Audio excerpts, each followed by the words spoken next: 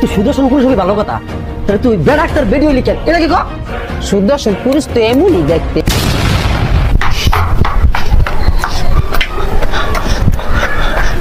ভাই ভাই আসসালামু আলাইকুম ভাই।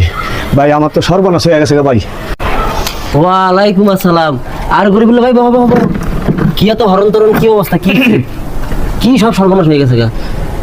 আপনার কাছে দিনে বিচার দিলাম ভাই, বিচার দিলাম মতো না, এই পোলা দিয়ে অন্য লাইনে গেছে ভাই। কি অন্য লাইনে মানে? তোমার পোলাই কই? ওর কি ধৈর্য না লাগবো? ভাই আনেন আনেন ভাই, আমি তো ধরে আনতে পারবো না, আপনি পোলা বান দিয়া আর ধরে না দেখেন যে কি চায়। ও আচ্ছা, তাহলে ধৈর্য না লাগবো না, দেখতেছি রে।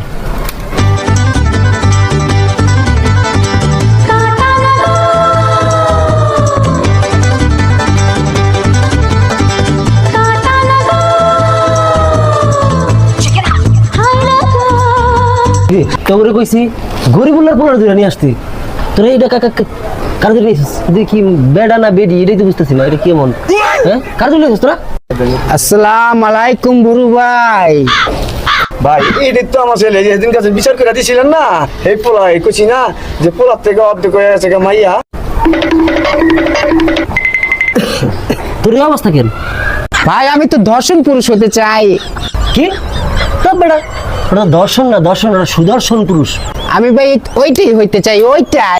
তুই সুদর্শন পুরুষ হবি ভালো কথা, তাহলে তুই বেড়াক্তার ভিডিও লিখেন এটা কি কর?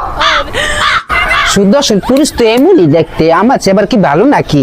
এই গরিবুল্লাহ ভাই, আপনি কি আপনার এই ফোয়ারে মুসলমানি দিয়েছিলেন? হ্যাঁ ভাই করাইছিলাম তো, 2 বছর বয়স মুসলমান করাইছিলাম ভাই, বুঝছেন?